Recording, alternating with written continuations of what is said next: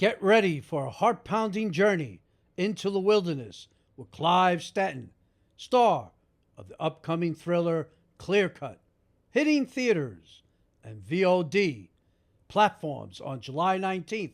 Clear Cut boasts a stellar cast alongside Clive, including the legendary Alec Baldwin. In this action-packed film, Clive portrays Jack, a logger forced to confront a dangerous past amidst the unforgiving beauty of the Pacific Northwest. Join us as we delve into the secrets of Clear Cut with Clive Standen himself. Anybody back home? It was. Didn't work out. Now, what is this?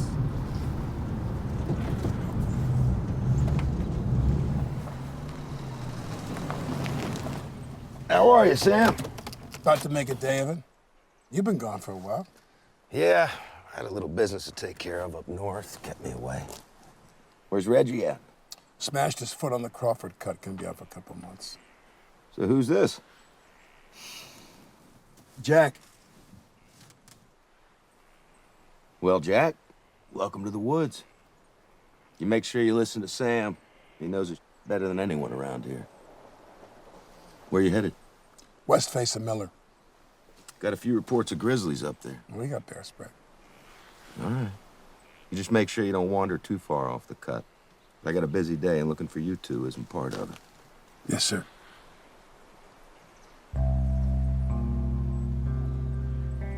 All right. Be safe out there.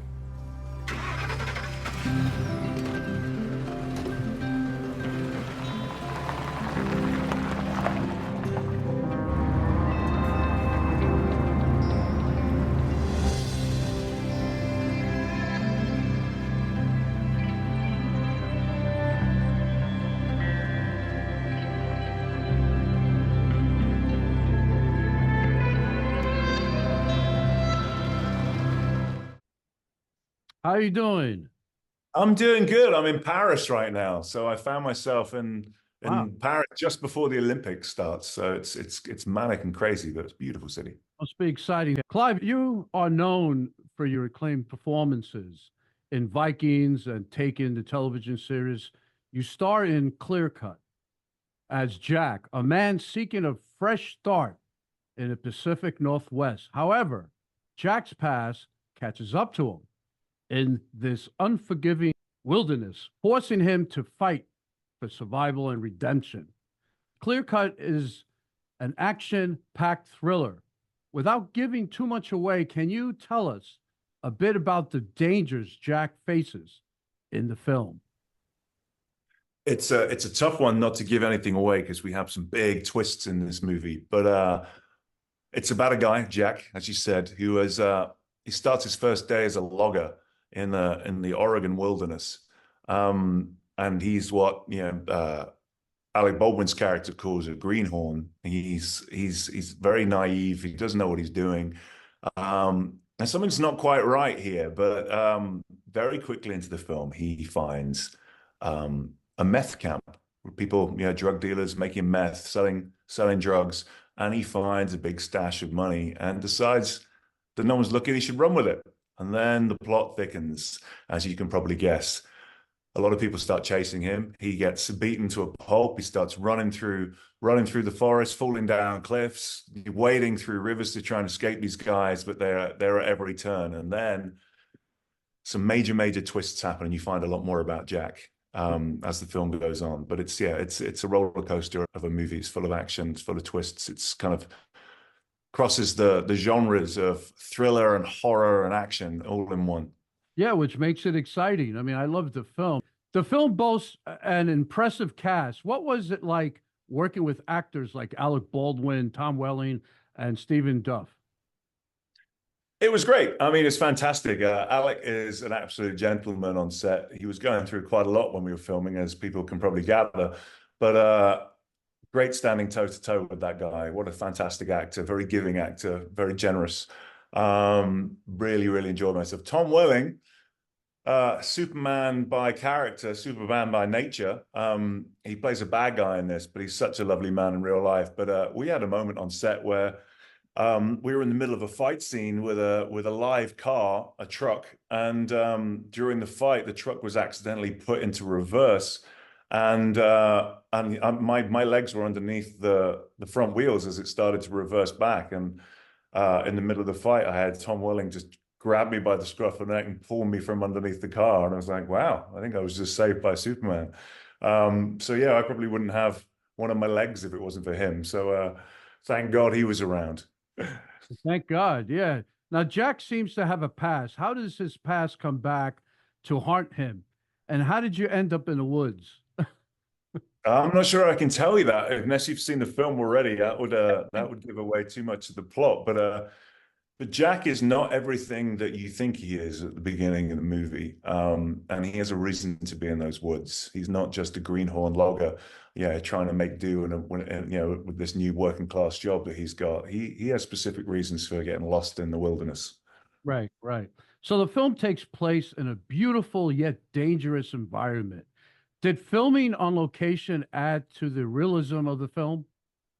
Yeah, I mean, it was pretty crazy, and I did all the stunts myself in this movie, so I really was in nature. I was kind of falling down cliffs, wading through the rivers myself, coming up against black bears, which was a real story too. We had a scene where three of the actors were in a fight, and they were covered in fake blood, which is actually made of like sugar syrup.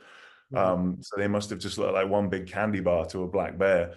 But yeah, I was coming around the corner and there was this black bear just climbing up a tree, and you're like, whoa, okay, this is where we're filming. We really we're in the middle of the woods.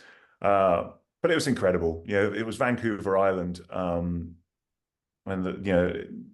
you can't beat filming in that kind of location. Like getting lost. What does Alec Baldwin say in the film? You get lost in nature and you might possibly die. But luckily we weren't that lost. Yeah, so the film is set in the stunning Pacific Northwest, a region known for its natural beauty. Did working on the film raise your awareness of environmental issues surrounding logging practices? Not necessarily logging practices. I mean, it's definitely one of the most dangerous jobs in the world. That goes without saying. I don't think you need to get up close and personal to a chainsaw to know how dangerous they are. I mean, we had a tree felling scene where all the crew had to get so far back because it's so unpredictable how these trees fall. Right. But when it comes to nature, it's just such a beautiful place to film. Like we'd have orcas in the bay, like I said, black bears, elk, moose, deer on set nearly every day. It was just so beautiful to see. The country of Canada protect their wilderness and their wildlife, and we were filming on First Nations land as well, and they were just fantastic about when it came to the animals and in their care. But I'm a big passionate conservationist when it comes to that. Anyway, I'm an ambassador for the charity Sea Shepherd, so it was really nice to see you Wow. know Wow. I think Canada do a good job of trying to keep stuff untouched and keep things alive and not letting too many trees get cut down. Yeah, yeah. Now you come from a strong theater background. How did your experience on stage prepare you for film and television? I don't know. It's a tough one. That I mean, that there's a difference between acting on stage and on television, but it was more. I went to one of the best drama schools, I think, in the world. Well, definitely the oldest, the London Academy of Music and Dramatic Art, LAMDA, and the teachers there are so great. I went there from the age of 19, 4 years, and they give you like a toolbox of tricks, and you use what works for you, and you conveniently forget the rest, and you end up with a lot of different skills. So, I mean, I love theatre. It's an incredible art form, and you can't really beat it, having a live performance every night and how different it is each time. But I also love what comes from filming a television show, or a film, where it comes from take to take, and you'll never get that take back again. And then once you finish, it goes over to the editor and the director to play around, and they change your performance. So it becomes a different beast. So that's the thing I had to get used to. Whereas you're really very much in the driving seat when you're on theatre. There's no one else that can touch you. You're in control of that performance. But you can give a beautiful performance at a television, and it can be ruined by a bad director Sure. or an editor. Here, it's a small world because the London Academy of music and dramatic art. I actually auditioned a lot of your actors for the last 12 years, I think. They used to come to New York a lot, and I was part of Actors Connection, and I used to go. They used to invite me. To this day, they still, and I look at a lot of the actors showcase online. So I watch them, and then if I see anybody great, I have a lot of friends that are casting directors, so and I send them to those people. So That's the school is fantastic, and I was recommended a long time ago. It's a beautiful school. So congratulations in being there, because that explains why you're so good at what you do. Because, like you said, they give the actors a toolbox of just great knowledge. So it's a very different how we learn acting in Britain as opposed to the States. I mean, we have a very established drama schools where you have maybe 20, 30 different teachers, and then you have guest teachers that come in. I mean, Brian Cox, the incredible actor in Succession, taught me for a year at drama school, and I came in and out in between jobs. He's a patron of the school, and we have so many different teachers. You can learn from some, and then some people's techniques that don't work for you. So it's not that it doesn't, they're not the bad teachers. It's just their technique doesn't necessarily work for you, but it works for someone else. And in America, there's a definitely in Los Angeles anyway, there's more of a trend for having an acting coach. And I find that very difficult to comprehend, because if your acting coach happens to be to act and teach the way that really is accessible to you, that's great.